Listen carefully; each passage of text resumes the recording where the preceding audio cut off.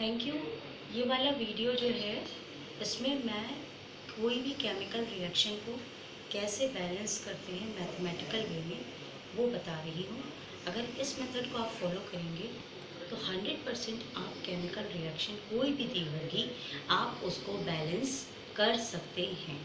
तो जैसे मान लीजिए हमारे पास एक केमिकल इक्वेशन है CaCO3 प्लस H3PO4, ये प्रोडक्ट दे रही है Ca3PO4 ट्वाइस एंड H2CO3। तो ये जो इधर वाला होता है ये रिएक्टेंट हो गया, यानी कैल्शियम कार्बोनेट और ये हमारा H3PO4 आपस में रिएक्ट करके ये और दो प्रोडक्ट्स को बना रहा है। तो ये एक इक्वेशन दी है जिसको बैलेंस करना है। तो आप सबसे पहले क्या करिए, इसके आगे मान लीजिए मैंने x माना, इसके आगे मान लीजिए y मान लिया, इसके मान लीजिए z मान लिया, यहाँ पर आपने t मान लिया। ये मैंने एक आर्बिट्रेरी कांस्टेंट मान लिया है। फिर आप क्या करोगे, हर एक एलिमेंट को अलग अलग करोगे। जैसे Ca कैल्शियम है, रिएक्टेंट साइड में कैल्शियम में x पे ये आपकी वैल्यू 1 है, तो x वन ज़ा x, ये x आ गया और देखिए यहाँ कहीं नहीं है। फिर आपका कैल्शियम इधर पे 3 मॉलिक्यूल्स है, 3 इंटू जेड, तो ये x is equal to 3z, ये मेरा कैल्शियम का केस तैयार हो गया। इसी तरीके से अब यहाँ पर ये C है, C मतलब कार्बन, तब हम कार्बन के देखेंगे तो कार्बन ये भी 1 है, तो CX1, तो x1 हो गया। अब देखिए ये कार्बन आपका यहाँ पर आ रहा है, यहाँ पर भी 1 है, तो ये T1 सा T, तो x is equal to T, ये C के लिए आ गया। अब आप इसी तरीके से मैंने अगला लिया है, मान लीजिए आप हाइड्रोजन देखिए, तो हाइड्रोजन ये देखिए Y है, तो 3y, ये 3y हो गया। इधर हाइड्रोजन आपका यहाँ पर है 2T, 2 इंटू टी, तो 2T हो गया। इसी तरीके से ये फॉस्फोरस है, तो यहाँ पर ये 1 है, तो Y हो गया। ये फॉस्फोरस, ये 2 वन ज़ा 2, क्योंकि ये 1 है और ये 2, तो ये 2Z हो गया। इसके बाद हमारा अभी और कौन सा एलिमेंट बचा, ऑक्सीजन का। अब मैं ऑक्सीजन का ले रही हूँ, तो ये 3 है, 3 इंटू एक्स, ये 3x हो गया। यहाँ पर भी ऑक्सीजन है, 4 इंटू वाई, 4y हो गया। यहाँ पर भी ऑक्सीजन है, तो 4 टू ज़ा 8, Z हो गया।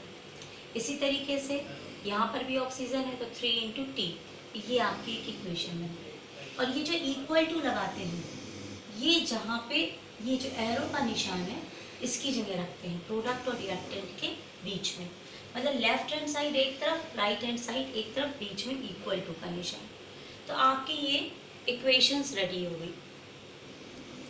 अब ये देखिए मेरे पास 1 2 3 4 5 इक्वेशंस हैं। ये फास्फोरस की हो गई, ये ऑक्सीजन की हो गई। अब इसमें आपको कोई वैल्यू निकल के नहीं आएगी, आपको किसी एक वैल्यू को आपको ये ब्रेन में दिमाग में लगाना पड़ेगा। किसी एक वैल्यू को आप कहीं पे 1 रख लीजिए। तो मैं सारी इक्वेशंस को ऑब्जर्व कर रही हूँ, तो मैंने ये देखा कि अगर हम z को 1 ले लेते हैं तो हमारा ये भी सॉल्व हो जाएगा और हमारा ये भी सॉल्व हो जाएगा, क्योंकि x is equal to T, यहाँ से कुछ नहीं हो पाएगा। तो हमने अपनी मर्जी से z को 1 ले लिया, तो यहाँ अगर हमने रखा तो x is equal to 3z, तो 3 इंटू 1, तो x की वैल्यू कितनी आ गई, 3। इसी तरह से इस इक्वेशन में यहाँ देखिए x और t दोनों बराबर है, तो जब x की वैल्यू 3 है तो t की वैल्यू भी 3 आ गई। इसी तरीके से अब आप देखिए y is equal to 2z, तो यहाँ z की वैल्यू मेरी 1 है, तो y में 2z है, तो 2 इंटू 1, तो y इज इक्वल टू 2 आ गया। अब हमारी बची ये इक्वेशन, तो 3x plus 4y is equal to 8z plus 3t। तो यहाँ देखिए x है, x की वैल्यू हमने क्या निकाली, 3, तो ये 3 रखी, 3 इंटू 3। अब ये y जो है, y की वैल्यू क्या निकाली है हमने, y की वैल्यू 2 निकाली, तो 4 इंटू 2 हो गया। z कहाँ है, z की वैल्यू हमने 1 ली थी, तो 8 इंटू ये z हम निकालेंगे, मान लीजिए अब वापस निकालना है। अब ये t की वैल्यू क्या आई है 3, ये हमने रख दी 3 × 3। अब हमने इसको सॉल्व कर लिया, देखिए 3 3 सा 9 हो गया, 4 2 सा 8 हो गया, ये 8z हो गया, 3 3 सा 9 हो गया, दोनों 9 कट गए, 8z इज इक्वल टू 8, तो z की वैल्यू वापस हमें क्या मिल गई 1, यानी मेरी सारी वैल्यूज चेक हो गई। तो ओवरऑल देखिए z की वैल्यू 1, x की वैल्यू 3, y की वैल्यू 2, t की वैल्यू 3, और तो कोई वैल्यू नहीं है मेरे पास। देखिए x y z t 4 values ली है, तो देखिए चारों निकल आई 1 2 3 4। तो इस इक्वेशन पे हम वो वैल्यूज रख देंगे। x की जगह 3, ये देखिए मैंने 3 रखा स्टार्टिंग में और ये लिख लिया। y की जगह हमारा क्या था 2 आया, तो 2 लिख लिया, ठीक। z की जगह 1 है, तो ये देखिए 1 लिखा यहाँ पर, और यहाँ t की जगह हमारा क्या है 3, ये देखिए मैंने 3 लिखा। तो इस तरीके से आप किसी भी इक्वेशन को बैलेंस कर सकते हैं। इसी तरह हम यहाँ पर आपका एक सवाल और ले रहे हैं, देखिए अब हम उसको कैसे करते हैं। हमने एक रिएक्शन सुना हुआ है कि नाइट्रोजन और हाइड्रोजन को हम आपस में कंबाइन कराते हैं तो हमारी अमोनिया गैस मिलती है।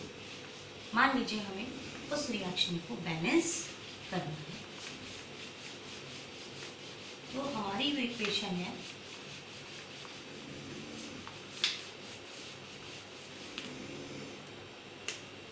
N2 plus H2 dash NH3 ये दी हुई है, मान लीजिए। अब हमें इसे बैलेंस करना है, तो हमने यहाँ फिर से मैं लिख रही हूँ N2 plus H2 dash NH3। तो हमने यहाँ पर x ले लिया, यहाँ y ले लिया, यहाँ z ले लिया। तो अब हम पहले n को देखेंगे। इधर देखिए 2x, और तो यहाँ कुछ नहीं है, इधर ये 1 है, तो ये क्या आ गया z n के केस में।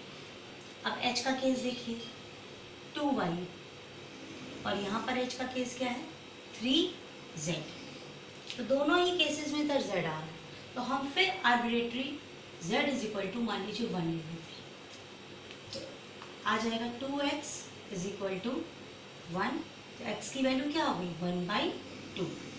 इसी तरीके से y हो जाएगा 3/1 और ये 2, तो y क्या हो जाएगी 3/2।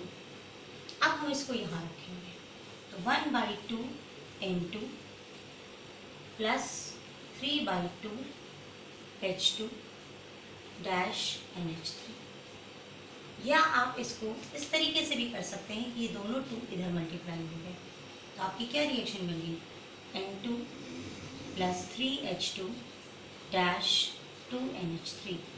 ये आपकी बैलेंस्ड इक्वेशन आपको मिल गई। आप और एग्जाम्पल्स अपने आप ट्राई कीजिएगा, कोई प्रॉब्लम होगी तो फिर आप कमेंट बॉक्स पे लिख सकते हैं।